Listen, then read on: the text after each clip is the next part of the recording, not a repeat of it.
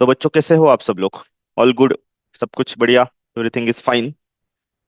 तो अगर देखो आपके आसपास जितने भी चीजें हैं, ओके, अगर हमने उसे लिस्ट आउट किया तो शायद अगर आप कॉपी पेन साथ में लेके बैठे हो तो आपके पास नोटबुक होगा, राइट?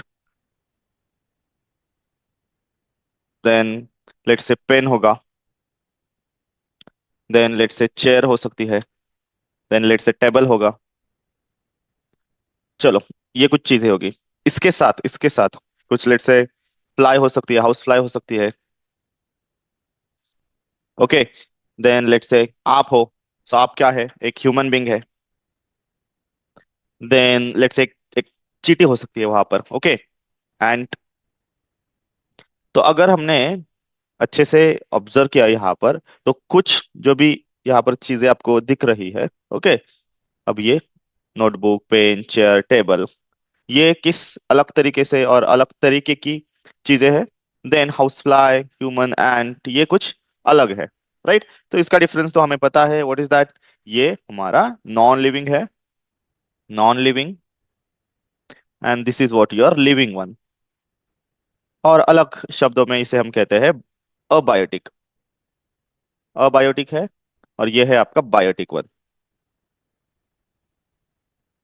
ओके। तो इस अबायोटिक और बायोटिक को हम कैसे डिफरेंशिएट करें?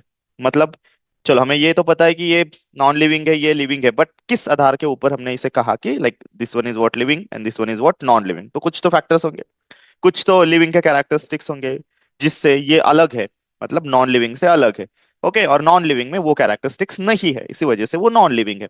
तो ऐसा क्या है जिसे हम कह सके कि ये लाइव वन है और ये लेट्स से डेड वन है और नॉन लिविंग है? ओके, चलो, so will start with that question first and then will come to the our main topic, that is what a life process. तो इस class से हम शुरू करने वाले हैं हमारा फिफ्थ लेसन 10th सीबीएसई का, जिसका नाम है लाइफ प्रोसेसेस, ओके। चलो, तो लाइफ प्रोसेसेस के बारे में हम जानेंगे, बट उसके पहले हम एक सिंपल वाला क्वेश्चन लेते हैं। क्या क्वेश्चन है? How do we tell the difference between what is alive and what is not? तो कौन अलाइव है, मतलब कौन लिविंग है, और कौन नॉन लिविंग है, ये हम कैसे पता करें? Okay, what are the differences between that? कौन कौन से ऐसे पॉइंट्स हम बताते? तो हमें पता है, अगर आपको किसी ने पूछा कि ये वाला डेड क्यों है और ये वाला लिविंग क्यों है, लाइव क्यों है, और इसमें जिंदगी है और इसमें जिंदगी नहीं है, तो ये आप कैसे पता करोगे? तो आप बोलोगे सर ये मूवमेंट नहीं कर रहा, राइट? तो मूवमेंट के आधार पर हम बताते हैं। तो क्या जस्ट मूवमेंट ही काफी है बताने के लिए? नहीं, कुछ कुछ ऐसे होते हैं जो मूवमेंट, विजिबल मूवमेंट नहीं दिखाते, राइट? तो कुछ मोलेकुलर मूवमेंट पे भी यहाँ पर हम बता सकते हैं कि हाँ, मोलेकुलर मूवमेंट तो होती रहती है सब लिविंग में, ओके। तो ये हम समझेंगे क्या है। और लेट्स से लाइफ प्रोसेसेस होती है, उनमें कुछ मेटाबॉलिक एक्टिविटीज होती है, उनमें कुछ मेटाबॉलिक रिएक्शंस उनमें होती है, ओके। जैसे यहाँ पर कुछ लाइफ प्रोसेसेस दी है, लाइक ट्रांसपोर्टेशन है, राइट? देन न्यूट्रिशन है। ये सब लाइफ प्रोसेसेस लिविंग में होती है, राइट? ये नॉन लिविंग में नहीं होती। ग्रोथ होगा, then let's say life span होगा, तो ये सब लाइफ प्रोसेसेस लिविंग में होता है। तो जो भी कुछ ये कैरेक्टरिस्टिक्स है, let us see one by one, okay. इसका आंसर भी आपको मिल जाएगा, यहाँ पर एक एक कैरेक्टरिस्टिक्स हम देखेंगे और उसके कुछ एग्जांपल्स भी हम देखेंगे, राइट? ओके, सबसे पहले living thing, they possess life. बहुत सबसे सिंपल वाला, दे पजेस लाइफ, ओके। उनमें क्या होती है? लाइफ होती है। और लाइफ मतलब लिविंग कैरेक्टरिस्टिक्स होते हैं, लाइफ कैरेक्टरिस्टिक्स होते हैं, उनमें कुछ लाइफ के कैरेक्टरिस्टिक्स होते हैं, ओके, वो जिंदा होते हैं। देन नॉन लिविंग जो भी है, दे डू नॉट पजेस लाइफ, वो नॉन लिविंग है, इसी वजह से तो हम कहते हैं उसे नॉन लिविंग, क्योंकि उनमें लाइफ के कुछ भी कैरेक्टरिस्टिक्स नहीं होते, ओके, उनमें जीवन नहीं होता, okay. They do not have any life, they do not possess any life, right? जैसे हम ह्यूमन बींग, हम जिंदा है, अभी सांस ले रहे, मतलब हम जिंदा है, मतलब हमारे अंदर लाइफ है, okay. We having that life. Non living में देखो, एक पत्थर देखा आपने, तो पत्थर में कोई लाइफ नहीं होती, ओके, वो पड़ा हुआ है वहां पर। नेक्स्ट कैरेक्टरिस्टिक्स क्या है? Living things are capable of giving birth to their young one, मतलब they having ability to reproduce themselves, having same species, मतलब अपने ही स्पेसिस का वो रिप्रोडक्शन कर सकते हैं, मतलब नया वाला ऑर्गेनिज्म बना सकते हैं, राइट? सो इन शॉर्ट हम इसे लिखेंगे having capacity of reproduction, they reproduce. So यहाँ पर रिप्रोडक्शन होगा, बट यहाँ पर रिप्रोडक्शन नहीं होता। लेट्स से हमने कुछ एग्जांपल लिया, let's example of a cow, हमने गाय का एग्जांपल लिया। सो गाय काउ है, so cow can able to reproduce itself into a new organism, मतलब वो नया ऑर्गेनिज्म को यहाँ पर जन्म दे सकती है। ओके, वो जो भी लेट्स से बच्चा होगा गाँव का। Then non living thing they do not reproduce, वो रिप्रोडक्शन नहीं करते, मतलब उनमें रिप्रोडक्शन की एबिलिटी नहीं होती, उनमें लाइफ ही नहीं है, तो रिप्रोडक्शन एक लाइफ कैरेक्टरिस्टिक्स है, तो वो होगा ही नहीं वहां पर। ओके, जैसे कि लेट्स से ये पेन है, तो ये पेन क्या अपने आप को खुद बना सकता है, मतलब अपने जैसा कोई नया वाला बना सकता है? नहीं बना सकता। ओके, मतलब इसमें कुछ ऐसी एबिलिटी नहीं है ये खुद बना सके। Right, simple. देन जो भी लिविंग थिंग्स होते हैं, ऑब्वियसली उन्हें एनर्जी लगती है, for that energy, for getting energy they need to eat something और सम। ओके, तो उनमें बाहर के जो भी प्रोडक्ट है उनके ऊपर डिपेंडेंट होना होता है। राइट, वो होते हैं, तो they depend over water, air and food. Okay, they need to take that food, non living thing को एनर्जी के लिए, क्योंकि उनमें मूवमेंट होती है, और जहां पर मूवमेंट होती है वहां पर एनर्जी तो लगती है। ओके, जहां पर काम होता है वहां पर एनर्जी लगती है। ओके, तो इसका मतलब यहाँ पर पानी, एयर एंड फूड, ये सब नॉन लिविंग थिंग को, सॉरी लिविंग थिंग को कंज्यूम करना होता है। They need to take for survival, for their survival, अगर उन्हें जीना है तो। बट नॉन लिविंग थिंग का ऐसा कुछ नहीं है, एक्चुअली उनमें लाइफ ही नहीं है, उनका मूवमेंट भी होता ही नहीं है। राइट, उनमें ऐसा कुछ मोलेकुलर मूवमेंट्स हो सकता है एटॉमिक लेवल पर, बट लाइफ के लेवल पर यहाँ पर कोई मूवमेंट नहीं होता। ओके, इन शॉर्ट वहां पर कोई सेल्युलर स्ट्रक्चर होता ही नहीं। So they do not have such requirement of water, air and food, simple. Okay, तो इसे हम न्यूट्रिशन भी कह सकते हैं। सो ये जो भी पॉइंट है, लेट्स से इसे हम कहेंगे न्यूट्रिशन। ओके, और यहाँ पर ऐसा कोई न्यूट्रिशन नहीं लगता। Right, next. अब देखो, जो भी लिविंग थिंग्स होते हैं ना, they are sensitive to surrounding होते हैं और रिस्पॉन्सिव टू द स्टिमुली होती है, मतलब सराउंडिंग को और उनके आजू बाजू जो भी चेंजेस आ रहे हैं ना उनको वो रिस्पॉन्स करते हैं। उनको जैसे मिमोसा प्लांट है, अगर हमने उसे टच किया तो उसके जो भी लाइक लीव्स होंगे तो वो क्या होंगे, क्लोज हो जाएंगे। राइट, देन क्लाइंबर्स होते हैं, जो भी बेलिया होती है और जो लताएं होती है, वो क्या होती है, सराउंडिंग को रिस्पॉन्स करके उसका सपोर्ट लेके उसका ग्रोथ होता है। Right, so they are responsive, living are responsive to stimuli and they are sensitive even. But जो भी नॉन लिविंग थिंग्स होते हैं ना वो सेंसिटिव नहीं होती, उनके सराउंडिंग में कुछ भी हो, हाँ फिजिकल चेंजेस अगर आ जाए तो उनमें चेंजेस आ सकता है, इरोजन ऐसा कुछ हो सकता है। ओके, बट वो एक एक्सटर्नल फैक्टर है, खुद से वो रिस्पॉन्स नहीं करते, they do not respond to the stimuli, खुद से उनमें ऐसा कुछ नहीं होता। नेक्स्ट, अगर हमने देखा तो जो भी लिविंग थिंग्स होते हैं, like in their body there are certain metabolic reactions are always. Okay, तो उनके बॉडी में हमेशा कुछ मेटाबॉलिक रिएक्शन कॉन्स्टेंटली होती रहती है, जैसे रेस्पिरेशन की रिएक्शन है, जैसे प्लांट्स में फोटोसिंथेसिस की रिएक्शन होगी, तो ये सब मेटाबॉलिक रिएक्शंस उनके बॉडी में होती रहती है। देन नॉन लिविंग में तो ऐसा कुछ लाइफ ही नहीं है, इसका मतलब ऐसा कुछ मेटाबॉलिक रिएक्शन नहीं होती। एक्चुअली मेटाबॉलिक रिएक्शन ये एनर्जी प्रोडक्शन की रिएक्शंस है। ओके, तो वहां पर जैसे प्लांट में खाना बनता है, ग्लूकोज बनता है फोटोसिंथेसिस से, और यहाँ पर हमारे यहाँ एनर्जी बनती है, उस ग्लूकोज का डिकम्पोजिशन होता है रेस्पिरेशन की रिएक्शन में। तो ये सब मेटाबॉलिक रिएक्शंस है। इवन कुछ कंट्रोल एंड कोऑर्डिनेशन में भी कुछ रिएक्शंस होती है। देन लिविंग ऑर्गेनिज्म जो भी होते हैं, they undergo growth and development, उनकी कुछ सर्टेन पीरियड ऑफ लाइफ के लिए और सर्टेन पीरियड ऑफ टाइम के लिए ग्रोथ होती है, किसी की through out the life growth होती रहती है। ओके, देन डेवलपमेंट होता है, हर एक ऑर्गन का डेवलपमेंट होता है, जैसे ब्रेन का डेवलपमेंट हुआ, लेट्स से कुछ मसल्स का डेवलपमेंट हुआ, जैसे जितना हम ज्यादा यूज करेंगे मसल्स, उसका डेवलपमेंट ज्यादा होगा, वो अच्छे स्ट्रांग बनेंगे। ओके, मजबूत बन सकते हैं। बट नॉन लिविंग में तो ऐसा कुछ नहीं होता, यहाँ पर कोई एक्वायर्ड कैरेक्टरिस्टिक्स ऐसा कुछ नहीं होता, स्किल डेवलपमेंट ऐसा कुछ नहीं होता। ओके, मतलब डेवलपमेंट एंड ग्रोथ, जैसे हमने देखा, अगर लेट्स से चेयर है, ओके अभी आपने नई वाली चेयर खरीद के लाई और आपने देखा कि चलो ये छोटी पड़ रही है आपको, तो बड़ी चाहिए, तो क्या आप 10 साल वेट करोगे और वो बड़ी हो जाएगी? नहीं हो जाएगी। राइट, ओके, बट लेकिन छोटा सा बच्चा है, वो 10 साल के बाद बड़ा हो ही जाएगा, उसके सब ऑर्गन एक्चुअली उसकी ग्रोथ हो जाएगी। एक सर्टन पीरियड ऑफ टाइम के लिए ये होता है, किसी का थ्रू आउट द लाइफ भी ग्रोथ हो सकती है। ओके, नेक्स्ट, जो भी अपने लिविंग थिंग्स है, जिनमें जिसे हम लिविंग बायोटिक कहेंगे, उनको लाइफ स्पैन होता है। राइट, जैसे हमारा लेट से अबाउट 100 ईयर्स, और एवरेज देखा तो कुछ 68 ईयर्स, ऐसे 70 ईयर्स हम लाइफ स्पैन कंसिडर कर सकते हैं। वैसे ही किसी का लाइफ स्पैन 200 साल भी हो सकता है, किसी का लाइफ स्पैन लेट से 20 ईयर्स हो सकता है, जैसे कुत्ते का होता है अबाउट 20 ईयर्स। देन किसी का तो 24, किस इंसेक्ट्स का 24 हो सकता है, किसी का लाइक 2 आवर्स भी हो सकता है। सो वो कितनी कॉम्प्लेक्सिटी है, और वो क्या जीव है और वो क्या ऑर्गेनिज्म है, उसके ऊपर उसके लाइफ स्पैन भी डिपेंडेंट है। Okay, they are not immortal, immortal मतलब अमर, वो अमर नहीं होते। कौन अमर नहीं होते? Are living things. ओके, अपने जो भी लिविंग थिंग्स है वो हम भी, हमें पता है इस दुनिया में आए तो जाना पड़ेगा, पहले लड़ना पड़ेगा यहाँ पर जीने के लिए, इसी वजह से तो ये सब लाइफ प्रोसेसेस करनी होती है, फिर बाद में चलो उसकी बातें नहीं करेंगे हम। और ये इसमें तो लाइफ स्पैन, ऐसा कुछ लाइफ ही नहीं होती तो लाइफ स्पैन क्या होगा, नहीं होगा। दे आर इमॉर्टल, बट वो अमर होता है क्योंकि उनमें एक्चुअली लाइफ ही नहीं है, उम्र ही नहीं है, राइट। ओके, तो उसमें जीना ही नहीं है, जिंदगी ही नहीं है, तो वो क्या मरेंगे, राइट। तो they are immortal, right. Next, अपना जो भी लिविंग थिंग्स होते हैं दे मूव, तो ये तो पॉइंट हमने पहले ही देखा था कि they having ability to move, मतलब वो मूवमेंट पोजेस करते हैं। और ये तो सबसे बेसिक कैरेक्टरिस्टिक्स है लिविंग का, उसके मूवमेंट के ऊपर ही हम चेक करते हैं। जैसे अगर कोई बच्चा सोया हुआ है तो हमें कभी कभी डर लगता है, ओके, कि क्या मतलब वो सांस ले रहा है कि नहीं। और कुछ लेट से हमारे घर में कोई एज, और हमारी दादी होगी और उसका लेट से अबाउ 100 ईयर्स एज होगा, तो शायद हमें ऐसा कुछ डर लगता है, तो हमेशा चेक करते हैं उसकी मूवमेंट चेक करते हैं हम, ओके। जब भी सो भी रही है तो हम वो सांस ले रही कि नहीं, वो ये सब मूवमेंट चेक करते हैं, राइट। सो मूवमेंट तो होती है, राइट।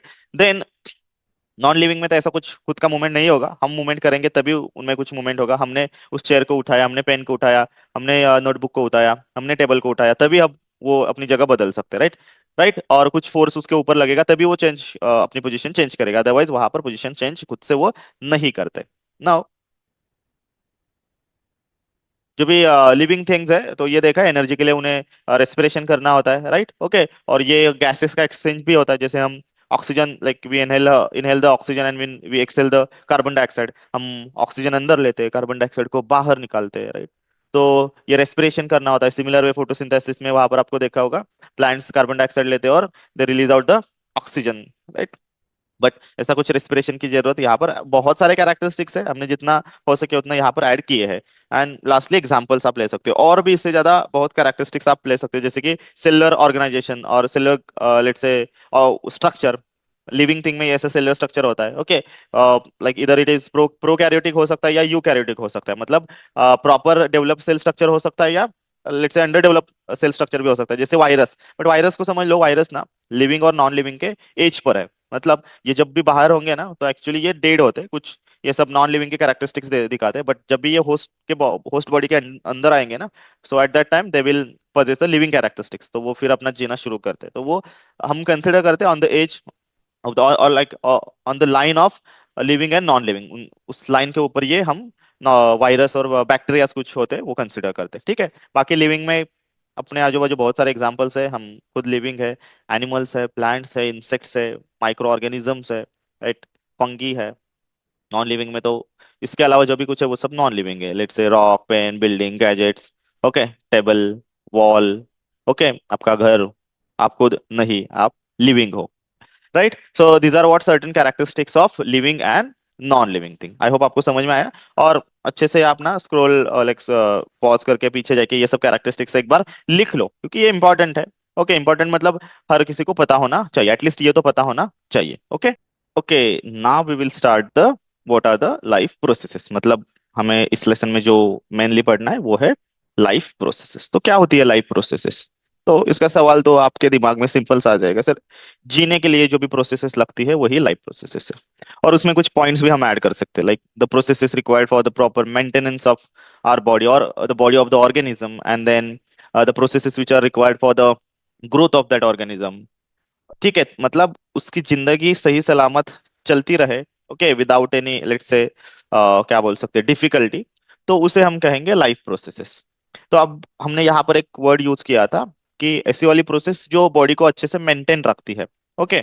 चलो, हमने जन्म तो ले लिया, मतलब बर्थ हुआ, फिर डेथ तो हो जाएगी, right, because we are not immortal. तो उसके बीच में जो भी कुछ है वो है मेंटेनेंस, उसके बीच में हमारी बॉडी मेंटेन रहनी चाहिए, सो दैट सब प्रोसेसेस, मतलब सब प्रोसेस अच्छे से चलते रहे, इसी वजह से वो बॉडी मेंटेन होती है। फिर उसमें ग्रोथ भी आएगा, then let's say fighting against the bacteria, जो भी बाहर के फॉरेन सब्सटेंस मटेरियल ऑर्गेनिज्म हमारे बॉडी में आएंगे, तो उसके अगेंस्ट फाइट करनी चाहिए बॉडी ने, राइट। तो ये सब प्रोसेस, तो ये क्या मेंटेनेंस प्रोसेस होते हैं आपके दिमाग में क्या आएगा, मतलब बॉडी को मेंटेन रखने के लिए क्या क्या करना पड़ेगा बॉडी को, और आपकी बॉडी ऑलरेडी करती है, चलो सोचो। तो सिंपल आपका जवाब ये आएगा, सर हम like we are doing respiration, हम सांस लेते हैं, right. We are like our body is performing digestion, हम खाते हैं, वो जो भी हमारा खाना होता है वो डाइजेस्ट होता है, राइट, उसका पचन होता है। देन कुछ कंट्रोल एंड कोऑर्डिनेशन कहेंगे, ट्रांसपोर्टेशन, राइट, जो खाना हुआ, सॉरी, खाया हुआ खाना है जो वहाँ जहाँ पर डाइजेस्ट हुआ है, वहां से जो भी ब्लड होता है वो एक्चुअली इंटेस्टाइन में एब्जॉर्ब होके ओके, वो हर जगह पर हर सेल के पास लेके जाएगा। देन ऑक्सीजन का भी वही सेम, लंग्स से वो ऑक्सीजन लेके ब्लड मतलब हमारा हीमोग्लोबिन वो ऑक्सीजन हर एक सेल के पास लेके जाएगा। तो ये सब ट्रांसपोर्टेशन प्रोसेस हुआ, एक्सक्रेशन हुआ, तो ये ही तो सब प्रोसेस है मेंटेनेंस के लिए। इससे ही तो बॉडी मेंटेन रहेगी, ओके, अच्छे से काम करती रहेगी, सब अपने सेल्स को मिलेगा, ठीक है। तो अब देखो ये जो भी मेंटेनेंस प्रोसेस होती है ना वो हमेशा काम करती रहती है, मतलब हमेशा। आप सोए भी हो, आप कुछ काम नहीं कर रहे, मतलब आप फिजिकल एक्सटर्नल एक्टिविटी नहीं कर रहे, फिर भी वो यहाँ पर काम करती रहती है। ओके, सो ये जो भी है must go on even when you are not doing anything particular. आप कुछ भी काम नहीं करते, आप सिंपल सोए हुए हो, तभी भी ये मेंटेनेंस एक्टिविटी चलती रहनी चाहिए, क्योंकि सेल्स काम करते हैं। ओके, आप सोए हो बट सेल्स तो काम कर रहे हैं, आपका पेट तो काम कर रहा है, वहां पर डाइजेशन शुरू है, आपका ब्रेन भी काम कर रहा है, सबकॉन्शियस माइंड यहाँ पर होता है वो भी काम कर रहा है, कॉन्शियस सबकॉन्शियस ये बात आगे की बात है, बट वो तो काम ही कर रहा है, बात राइट। जब आप बैठे हुए क्लास में तभी भी वो काम करते हैं, जब आप सोए हुए हो घर में तभी भी वो काम करते रहते हैं। ओके, तो ये जो भी मेंटेनेंस जॉब है ये हमेशा चलता रहता है। ओके, चलता रहना चाहिए आपके बॉडी के लिए, बॉडी की अच्छाई के लिए प्रोसेस सब चलती रहनी चाहिए। ओके, अब ये जो भी सब प्रोसेस है ये एक एक साथ काम करते हैं, मतलब अपने आप को उनका कोऑर्डिनेशन भी होता है। ये जो भी कोऑर्डिनेटेड वर्क है, ये जो भी कोऑर्डिनेटेड प्रोसेस है, इससे ही हमें कंबाइनली कहना होगा मेंटेनेंस। ओके, और लाइफ प्रोसेसेस मेंटेनेंस जॉब है। ओके, ऑलराइट, इसके बारे में हम डिटेल्स में अभी पढ़ेंगे, मतलब आगे जाके हर एक प्रोसेस को डिटेल में पढ़ेंगे, अभी थोड़ा सा ओवरव्यू करेंगे कि कौन कौन से लाइफ प्रोसेसेस और मेंटेनेंस प्रोसेस हमारे बॉडी में होते हैं, बेसिक बेसिक। सबसे पहले अगर इसे हमें डिफाइन ही करना है तो how we can define it. Okay, the fundamental maintenance define मतलब कुछ एग्जांपल्स, अगर मेंटेनेंस प्रोसेस हमें देखना है तो कुछ फंडामेंटल जो भी मेंटेनेंस प्रोसेस हमारे बॉडी में होती है तो उसके कुछ एग्जांपल्स क्या होंगे।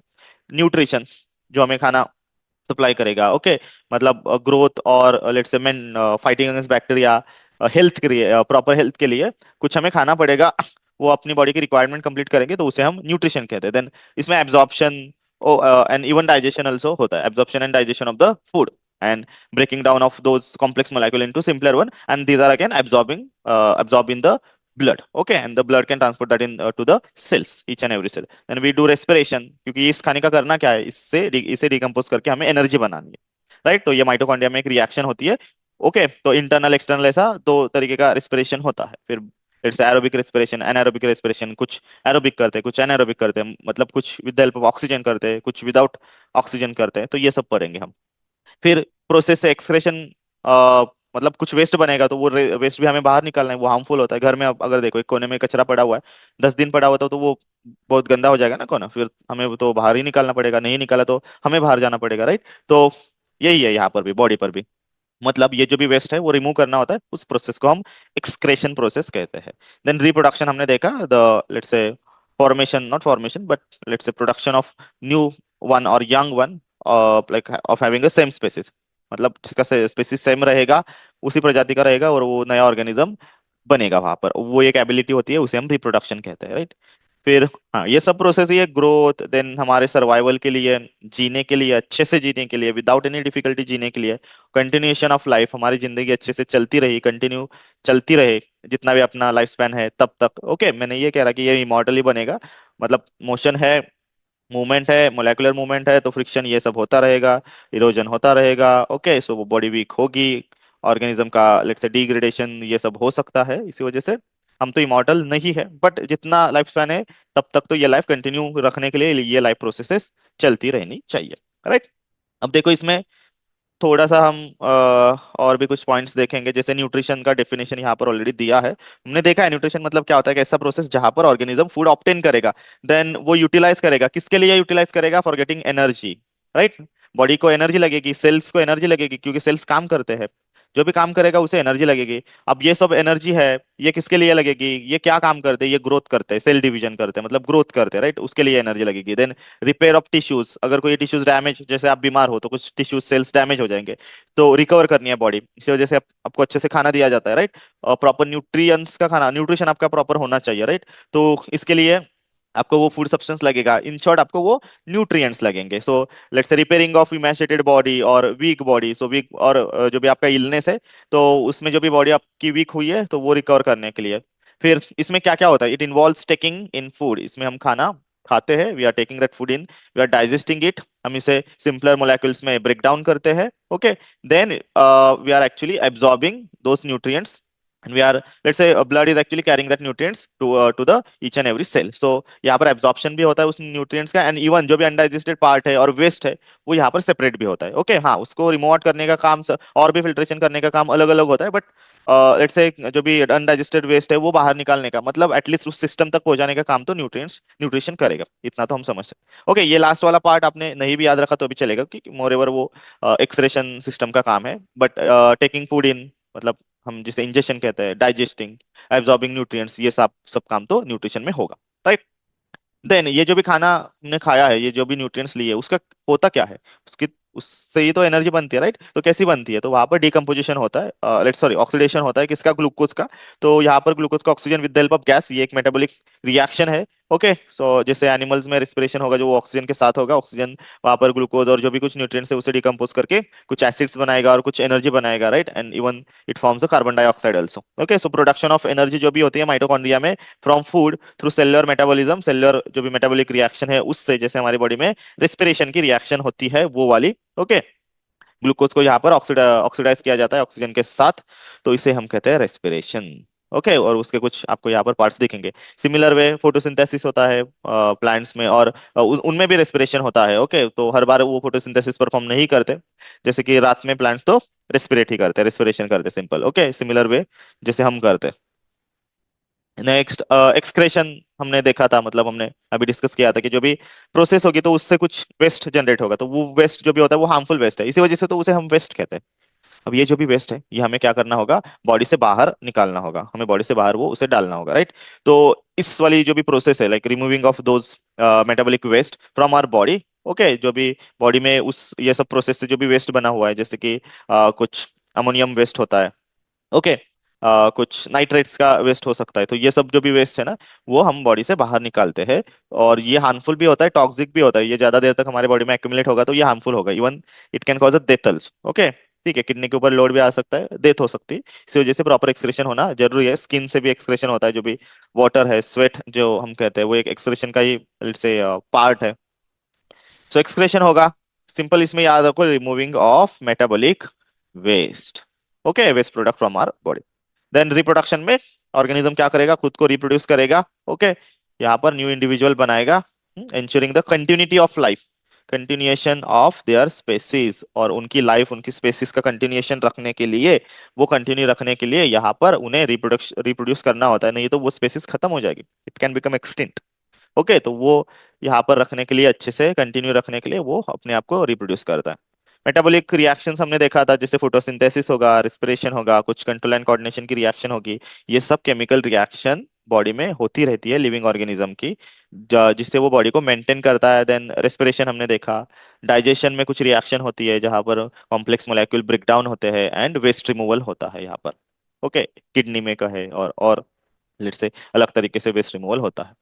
अब ये जो भी एब्जॉर्ब किया न्यूट्रिएंट्स, वो तो हर एक पार्ट पर एब्जॉर्ब नहीं हुआ है, तो एक ही जगह पर कहीं तो एब्जॉर्ब हुआ है. जैसे ऑक्सीजन देखा तो वो शायद अल्वेलाइज में और लंग्स में वहां पर है, तो वो ऑक्सीजन हमें सब पार्ट्स को पहुंचाना है. राइट, हमें उसे रीच आउट करना है, वहां पर लेके जाना है, तो ये काम कौन करेगा, ब्लड करेगा, तो इसे हम ट्रांसपोर्टेशन करेंगे. सिमिलर वे जो भी हमने खाना खाया हुआ है वो न्यूट्रिएंट्स, सॉल्ट वाटर जो भी कुछ होगा वो भी हमें सेल्स तक लेके जाना है, तो ये भी काम कौन करेगा, ये भी काम करेगा हमारा ब्लड. ओके, तो इसे हम कहेंगे ट्रांसपोर्ट. सो ये इसमें ये सब्सटेंस की मूवमेंट होती है, जैसे न्यूट्रिएंट्स होगा, ऑक्सीजन होगा, वेस्ट प्रोडक्ट्स इवन वो ट्रांसपोर्ट करेंगे through out the organism.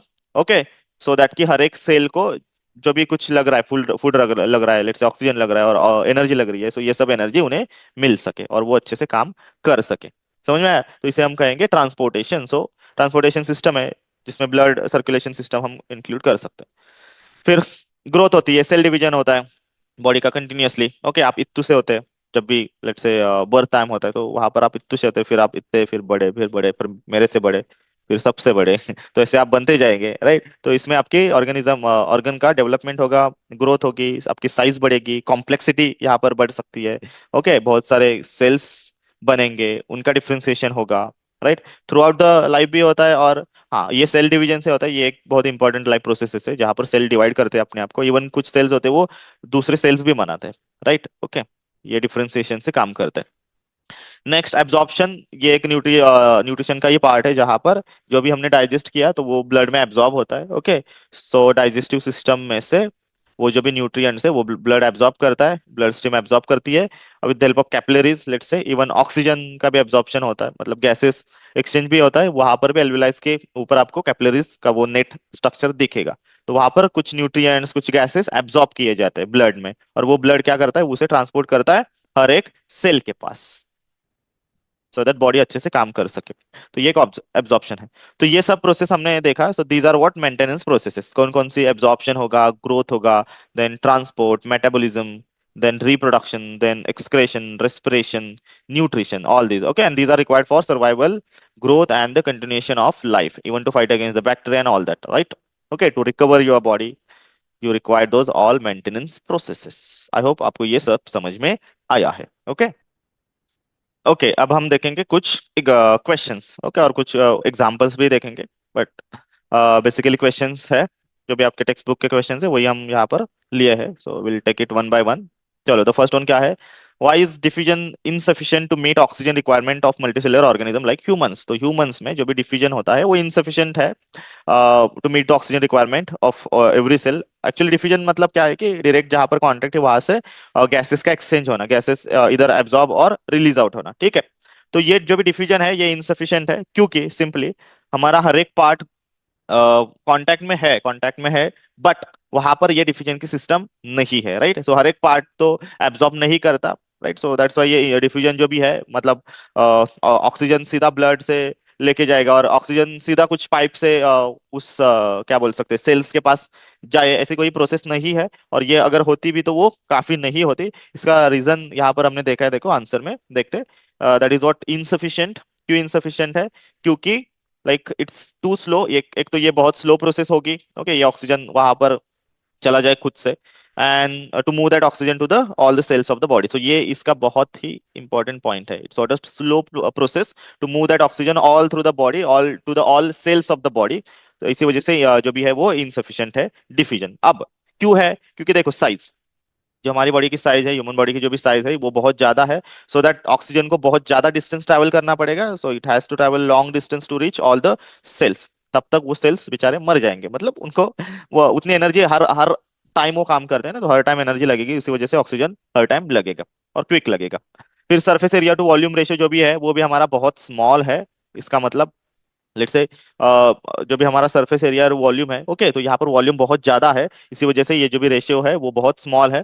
So there is no any enough space surface area for the substance to diffuse across. तो हर एक पार्ट पर वो सब्सटेंस डिफ्यूज करने के लिए यहाँ पर उतना सरफेस एरिया अवेलेबल नहीं है, इतना सिर्फ याद रखो आप, राइट।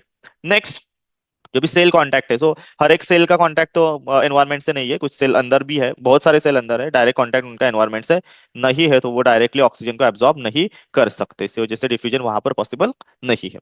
अब इसके लिए ये डिमांड सेटिस्फाई करने के लिए हमारे यहाँ एक स्पेशल स्पेशल सिस्टम होती है, ओके, जहां पर हम गैसेस को एक्सचेंज करते हैं, जैसे रेस्पिरेटरी पिगमेंट्स होते हैं, और हीमोग्लोबिन ब्लड में होता है, ओके। सो ब्लड में जो भी हीमोग्लोबिन है वो क्या करेगा, it will carry that oxygen, वहां पर जो भी आरबीसीज में जो भी हीमोग्लोबिन है वो ऑक्सीजन को कैरी करके हर एक सेल के पास लेके जाएगा, राइट। इवन सेम ये गैसेस के बारे में हुआ, same for the digestive system also, वहां पर भी जो न्यूट्रिएंट्स होंगे वो ब्लड है वो कैरी करके लेके जाएगा, लाइक। बट अगर आपने यूनिसेलुलर ऑर्गेनिज्म देखा, जैसे कि अमीबा देखा, तो वो उसमें सिंगल सेल है, उसका डायरेक्ट कांटेक्ट है एनवायरनमेंट से, तो उसे कुछ ऐसे सिस्टम की रिक्वायरमेंट नहीं है, तो उसका डायरेक्ट कांटेक्ट है, इसी वजह से एक्चुअली वहां पर सिंपल डिफ्यूजन पॉसिबल है, बट ह्यूमन बीइंग में पॉसिबल नहीं है, क्योंकि सब सेल डायरेक्टली कांटेक्ट में नहीं है, हमारा सरफेस टू वॉल्यूम रेशियो बहुत स्मॉल है, सफिशिएंट अमाउंट में सरफेस एरिया हमारा नहीं है, ओके, सो दैट हम डिफ्यूज कर सके। एंड नेक्स्ट साइज भी है, सो जो भी बॉडी साइज है हमारी वो बहुत ज्यादा है, तो बहुत टाइम लगेगा ऑक्सीजन को ट्रैवल करने के लिए, इसी वजह से ये डिफ्यूजन पॉसिबल नहीं है। तो डिटेल में आंसर लिखा है यहाँ पर, आप ना सिंपल ये वाला जो फर्स्ट वाला आंसर है ना, ये एक पॉइंट और इसमें से एक दो पॉइंट लिखे तो भी आपको अच्छे से मार्क्स मिलेंगे, ओके।